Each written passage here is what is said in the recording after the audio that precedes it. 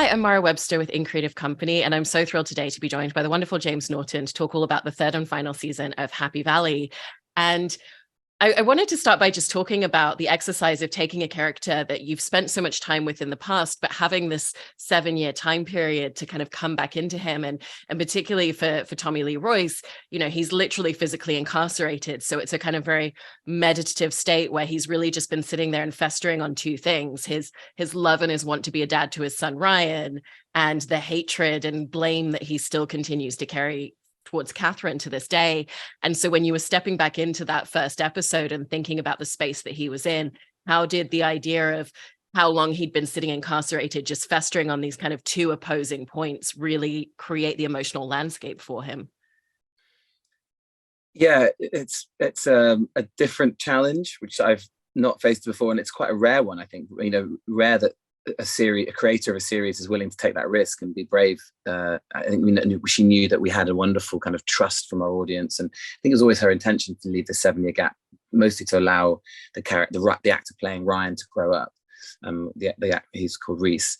In terms of the challenge it posed and the kind of benefits and challenges, it was, as you say, it kind of simplified everything for Tommy, and that everything became very focused, very clear, and also very, very acute. It was like a pressure cooker. You give someone like him, who's very singular-minded anyway, and is dealing with a very specific kind of mixture of mental health issues and trauma, and has a very particular version of the world and the way he kind of inhabits the world. And so it made what is already an obsessive man and a very stubborn and passionate man in some ways, just focus all that energy, all that hatred, all that potential, all that uncharted love as well, because you really feel this in the first series. I felt it certainly from Sally's script, and then the playing of him, that strange process he went through, discovering what it is to love, and suddenly the power of that love for his boy, and so to take out all other parts of life, stimuli, relationships, and just have love and hate, distill life, already a very potent life, but distill it down to those two very sort of binary forces. And it was wonderful for me. It made it simple, it made it very powerful. It gave me a very clear kind of journey and a very clear headspace to inhabit. And yeah, it was strange. It was like returning to an old friend. I mean, he's complicated and very dark, and not in any way going to justify some of his despicable actions, but there was a strange familiarity, and I really loved returning to Tommy. I mean, he's from the point of view of an actor, he's just the best type of role, because he's just constantly interesting and sort of mysterious puzzle. It requires a constant amount of therapy and unpicking. And so I was really, really excited to come back. And I mean, the other sort of third part of his obsession is probably his hair, which I think I should probably mention early on. Yeah, if there was a third relationship in Tommy's life, it's probably the 7 years spent working out what his hairstyle will be for this series. And I mean, the brilliance of the character in terms of Sally Wainwright's writing and the way that you've kind of approached performing him over these 3 seasons is also that thing where he's the antagonistic of the story, but he's the protagonist of his own worldview and his life. And even going back to the beginning of season 1, where he's there kind of saying to Ryan, like, I'm your dad. And right to the bitter end, he still believes that him and Becky had a really loving relationship, and that he could have been a wonderful father to Ryan if he'd raised him himself and been aware that he had a kid at first. And so how did kind of that worldview of, he's the protagonist in his own story and Catherine's the antagonist really kind of give you a window and form a lot of how you've played him over the years?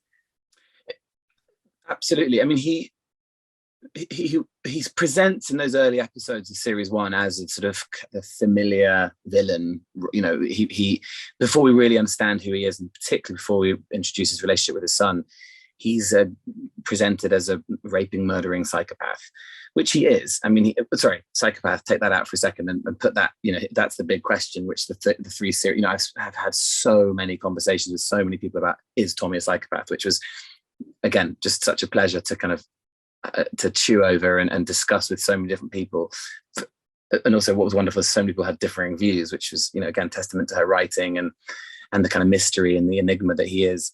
But yeah, I mean, from the point of view of playing him, it was always very clear that Tommy's version of the world was that he was a victim, and that he was, and the truth is he was, he was a kid abused by his mother. We meet his mother in the first series, and you really get a sense of the sort of troubled and traumatic childhood that he had. And I said this early on in various interviews, but the BBC were fantastic in the first series. They put me in touch with this wonderful criminal psychologist called Costas, I can't remember his second name, at the Priory, and we went through all the scripts and we worked out Tommy's approach to every scene and every relationship. And it became clear to me that that type of mind mixed with that type of history creates a very, very mistrustful, cynical, very scared approach to everything. And so he is his own protagonist. He's very much, he's in some ways a narcissist, and in the way that we all are, we all play the lead in our own movie. But more than that, Tommy's movie is a horror movie, and every single moment, every single interaction is a threat. That's what's been instilled in him. So that was my way in to finding empathy and love and compassion for him. And similarly in every scene, it was a very clear, simple objective to just find fear and threat in everything. And if Tommy doesn't fight first, it's dog eat dog. If he doesn't punch first, someone will punch him. So it was a very sad headspace to inhabit, but also, interesting and exciting, and in some ways empowering, because if everyone is out to get you, then there's nothing to lose. You're set free. You can be anything, anyone. You can be anything you want to anyone, and it doesn't matter, because everyone is more evil than you. The world is inherently hostile, and if you don't fight, you're going to get, destroyed.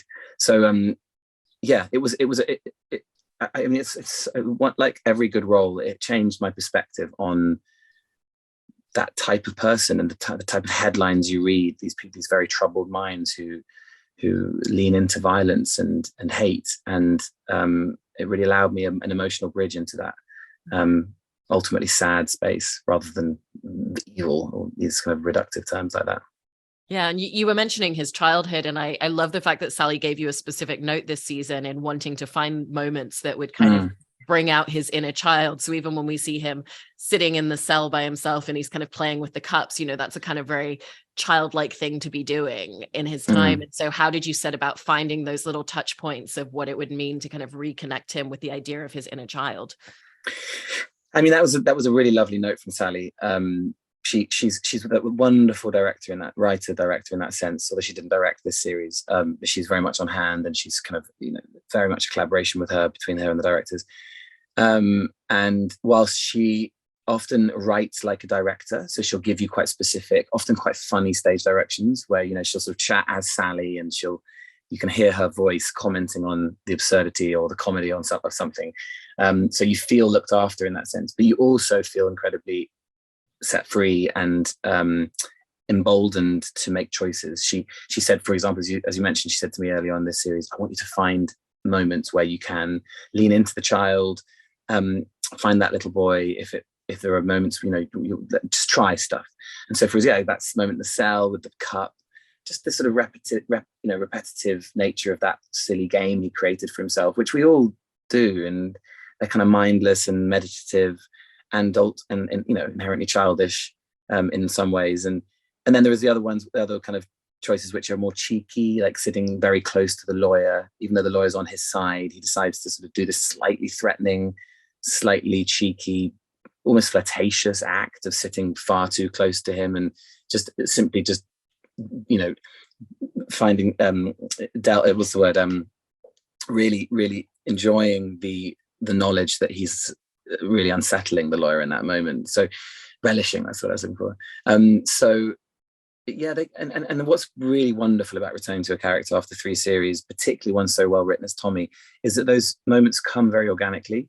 I remember the very first one we ever did in the first series. Sally had written, and it was her scene, her episode she was directing, and it was a 1/8 of the page, and it was Tommy walks home down an alleyway, and we sat for Sally was like, I've got this idea that I want him to jump on this wall and flick a finger at the neighbor because he's got this, probably a quite hostile relationship with the neighbor throwing balls through the window, whatever.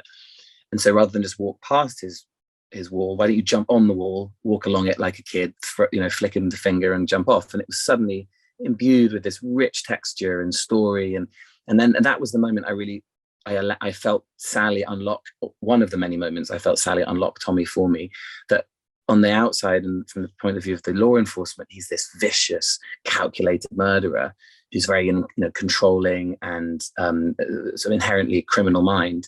But he's not at all. He's a boy. He's a little boy who's lost and doesn't have a structure or a system around him, which is carrying him and looking after him. And he's alone, and he hasn't had mentors or role models.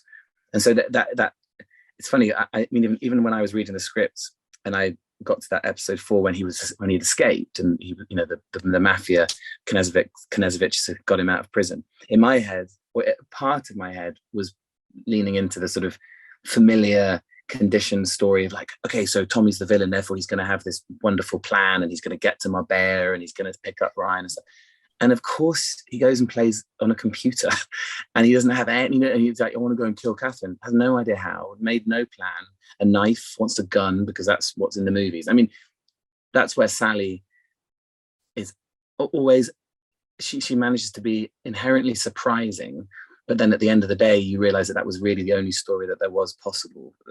That Tommy was never going to be this incredible villain, this kind of criminal mastermind, because he's a little child. And yet when it's being told to you, you're like, wow, I never expected that it would be so unremarkable and so prosaic. So yeah, it's interesting. That's her beauty, her kind of constant skill as a writer, I think, is exactly that, telling the only inevitable story, which is inherently surprising. It's also really interesting to step back and look at your performance in the show, and the fact that the two most pivotal relationships that Tommy has with Ryan and with Catherine, you're rarely sharing scenes with them on screen, and yet every single moment we get the sense of that being the driving force for who he is, and every single thing that he does is motivated by those two relationships. And so what have some of the challenges been in, particularly this season, in kind of making sure that that's always central to him as a character, but not necessarily building it from playing scenes across from two other performers? Yeah, it's an interesting question. It's funny actually with the relationships I have with those actors as well, with Reese and Sarah, because I inevitably spent a lot of time thinking about them. Even if it was their characters, I spent time with their image and their presence, their physical presence in my head. And I saw Sarah very briefly in the makeup truck early on when I was getting my extensions done, and it was like, I hadn't seen her for years, and it was lovely. It was like seeing an old friend. And I realized that without really spending much time together, we had built this incredibly powerful emotional bond. And similarly with Reese, when he walked in, huge 6'2", whatever, he's like a big brute now, and it was like seeing this old, like a younger brother or I have built these relationships without my even needing to sort of spend time with them. I think it's partly because every single scene, as you say, there is always that driving force, love or hate. Building a bridge with a boy who he loves, or destroying a woman who he hates. And so with that focus with that obsession comes just simple time spent.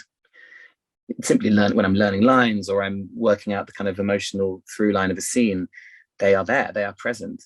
It's really interesting to me, Sarah, when we did that final big scene, the big showdown, which was our only scene this series, I think. And in the second series, really, we only had the cemetery. So we had a few more in the first, but really we've hardly done that many scenes together. And it really did feel like coming home. I mean, we know each other really well, bizarrely. We have a lot of affection for one another. I mean, I respect her immensely, and I think she's just, I mean, obviously it goes without saying that she's the best of the best, and her performance is testament to that. So I knew I was privileged to be in that room in that final scene with her, but there was something else. There was something, I don't know, the show, the relationship. our friendship based on all those things just meant that I don't know, there was something very special in that room. And then what's really interesting to me afterwards is when the show came out in the UK, it was a massive explosion. And, you know, I mean, I knew there was an appetite for it. I didn't realize it was going to be that big. It was a mad experience. And I didn't really quite know how to process it. I was thinking, oh God, this is really weird. I mean, it was wonderful on the one hand, but also kind of slightly bizarre and abstract, because you're thinking, I should be doing something to honor this. I should be sort of drinking champagne with my friends. The most special thing which happened to me was I received messages from Sally and Sarah. And Sarah's particularly was so heartfelt and thoughtful and beautiful. I will never, ever forget it. I will cherish it. It's just a WhatsApp message, but it was just lovely. And then a few months later, I started play, and my partner and my parents and like some really close friends send me bouquets of flowers, and Sarah Lancashire sends me a bouquet of flowers. And it was so random and so, you know, like that doesn't happen. You don't get actors who send other actors bouquets of flowers ever, really. But clearly that relationship was still there, and it meant the world to me. I felt it. And I think that was, again, just testament to how both as characters and as the actors, we had sort of infiltrated one another's emotional headspace in a really powerful and profound way. And I, for one, am incredibly grateful to her and will be forever. And there's a lot of love, even though I've probably spent all of 30 hours in her presence, which is pretty bizarre. It's so beautiful. And this question kind of potentially dives into like spoiler territory and talking about the end of episode 6, because one of the other facets at play in terms of Tommy this season compared to season 1 and season 2 is he's still a very combustible character, but he's not as immediately impulsive as we've seen him in the past, like what you were talking about with him, you know, flipping off the neighbors immediately. And even just the physical confinement of a lot of scenes for you kind of created a reliance on like finding a lot more of the minute details in your performance, it seems. And so what was the experience of having to kind of be in a lot of scenes where there's so much emotionally at play, and yet, you know, even that final scene at the end of episode 6 with you and Sarah, you never get up from the chair once. It's not the two of you kind of like walking around and cat and mousing. It's actually a very still and kind of singular space for the entire scene. And we see that throughout the entire series. Yeah, but I think I was lucky in terms, I think people think of Tommy as more combustible, good word, in terms of the series,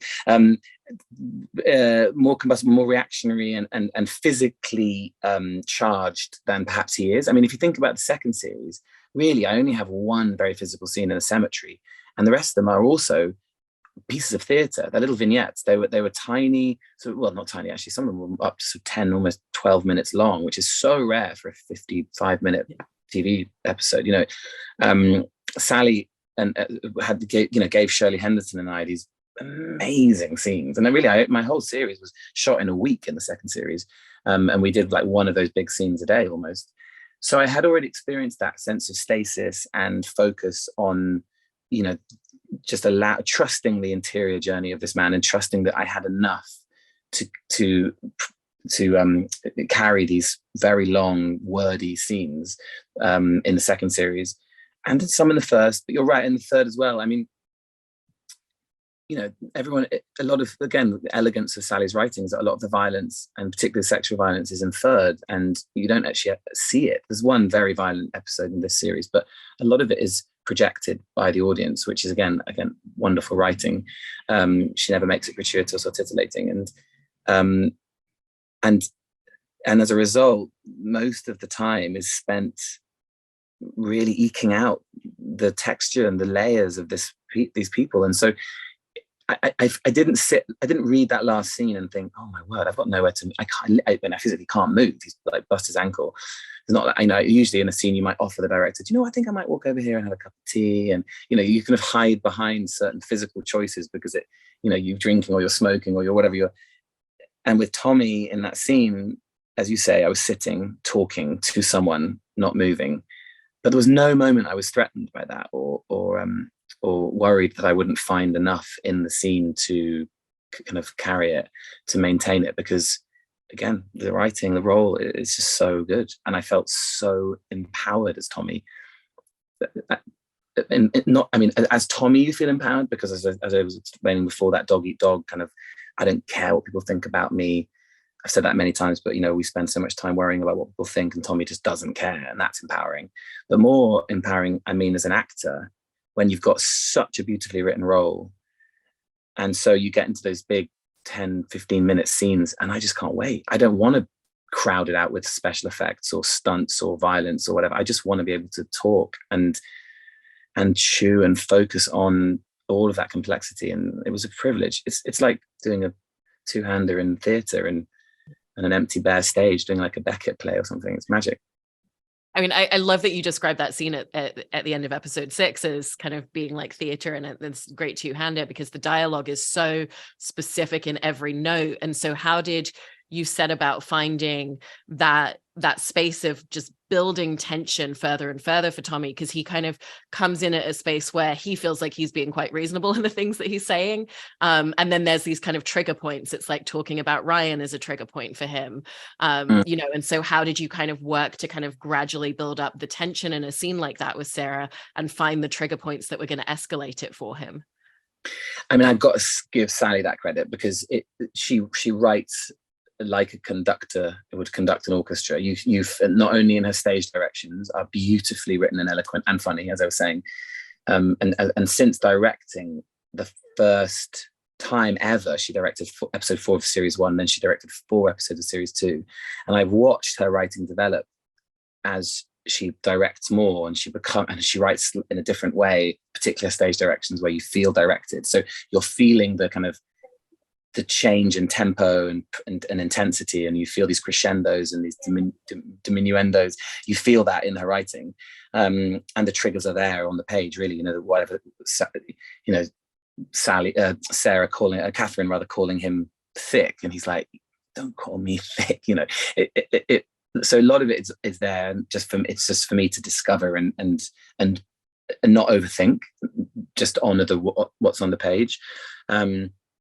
That said, a lot of it did come out on the day, and Sarah is such a wonderful actress in that way. She'll surprise you with a moment, an eruption, which wasn't on the page, and that's magical because human beings are inherently unpredictable. And I can't remember what it was. It was a line about Becky, but something about like you raped her or something, but it wasn't. There was nothing in the stage directions about it. She shouts this, but Sarah just let rip at me, and of course that then triggers me, and then I trigger her, and so it was a wonderful kind of game of tennis where one person hits a hard forehand and the other person has to dive for the ball, sort of thing, and that's why it was one of the that's why it was the purest, most pleasurable, satisfying scene I've ever done on film because of that. It was just a wonderful sense of back and forth and the rhythm and the reactions. So yeah, it's a slightly odd answer, but I guess just trusting the work, trusting the characters and the work which we had done, knowing that you as the actor know how that character would react in those moments, and then just letting it happen rather than making too many decisions. Be organic with it. Trust that you know the character well enough. It's like a second nature now. And trust the words, mostly trust Sally, because she gives it to you. No one writes dialogue like her. So why try and overthink it? Just do what's on the page. And there's such an arc just in those last 2 scenes of when Tommy first comes to the house. His idea is, me and Ryan are going to Spain. We're building a life together. I'm going to be a dad. And then through going through the photo albums, he ends up in this very different space where, essentially the end for him is eradicating himself and taking him out of the situation and out of the scenario and out of Ryan's life, and believing that he's forgiving Catherine for what he always feels she's done to him. And so for you, what did it mean to kind of take a character who goes from that one idea of what he wants to do to that end point of, I believe that I'm forgiving this person, what it means for someone like Tommy to be offering forgiveness to anyone to begin with, and then to reach that space of, I'm going to physically remove myself from this entire situation and this relationship that has meant so much to me? Yeah, it's an interesting question. I mean, it's hard almost to sort of answer the how you do that without just returning to the story and the script and the journey you're given. But certainly within that journey, one moments which really stuck out and were very important for Tommy in that moment were obviously the photo albums and just the physical evidence in front of him of a life well spent. Ryan's life is one of happiness and love, and safety, and it's everything that Tommy didn't have. And if there was a photo album of Tommy's life, it would be the absolute antithesis to that. It would be pain and loss and confusion. So I think Tommy, seeing that evidence in front of him, it's undeniable that Catherine has given his son what he wanted to give him himself, which is a happy, safe, secure existence. And then obviously walking up the stairs into the bedroom was really important. And there was a moment with the material and just seeing the medals and smelling the sort of space which Ryan has made for himself. And again, that space being full of interests and love and photographs and just a rich life. And I think the way with Tommy, it all came back to that love, you know, even in that first episode, in the end, episode 6 of the first series, when he's threatening to burn the barge and take and kill his son. And I've said this in many interviews, but this is the beauty again of Sally's writing. That was the ultimate act of love in Tommy's eyes. He was still in that moment doing what he thought a good father would do, which is remove the boy he loves out of this horrible world, because why live in it if it's just going to cause you pain? Let's leave together and die this wonderful heroic death. Like, the ultimate act of love is to take your son with you in this huge explosion of flames. And then I think by the end of that episode 6 of the third series, it's still the same ultimate act of love. It's a sacrifice, but it's rather than sacrifice himself and his son, he's just going to sacrifice himself. And I mean, it was again, like what your previous question about how I did that emotional gymnastics. It just was so inherently moving. However vicious and, you know, despicable Tommy is in so many other scenes, the idea that he's willing to kill himself, spoiler alert, take his, remove himself from the situation in order to allow someone else who he hates, still to the end, he hates her. Like, there's no question, you know, he forgives her, but he hates her. Allowing that person, the focus of all his ire, to be the person to bring up his son is like a huge sacrifice. However warped you think it is, and it is, it's still in his term, in his world, on his terms, an incredibly generous act. And so I just found it really moving. And so, when I'm in that space and I'm trying to work out whether I would even be strong enough as Tommy to make that choice, you feel this very potent emotion come up, and the tears were bubbling up. It was really, it's like the way what great writing does. You don't have to, it makes it easy for the actor. I just had to sit back, trust it, and allow what I find an inherently moving act, and to sort of, just to live and let it breathe, and it all kind of happened for me in a way. But yeah, again, it sounds really slightly trite and the convenient, but it just comes down to love, comes down to the love he has for his boy. And that's really, anytime I felt lost or in need of some sort of guidance, I would just turn to that. And every choice, every sacrifice, the ability to forgive her, all comes down to the love he has for his boy. Yeah, and the writing is obviously phenomenal, but there's so much complexity in terms of everything that you've been able to bring into this character of these 3 seasons. So thank you so much for sharing all of this. I really appreciate it, James. No, I love it. And can I say thank you for your incredibly astute and interesting and thoughtful questions, because it's rare. Usually people want to know a fun story on set. So actually, it's really lovely to actually talk. I could talk about this for hours because I love it. So thank you. I appreciate it. That means a lot. Thank you.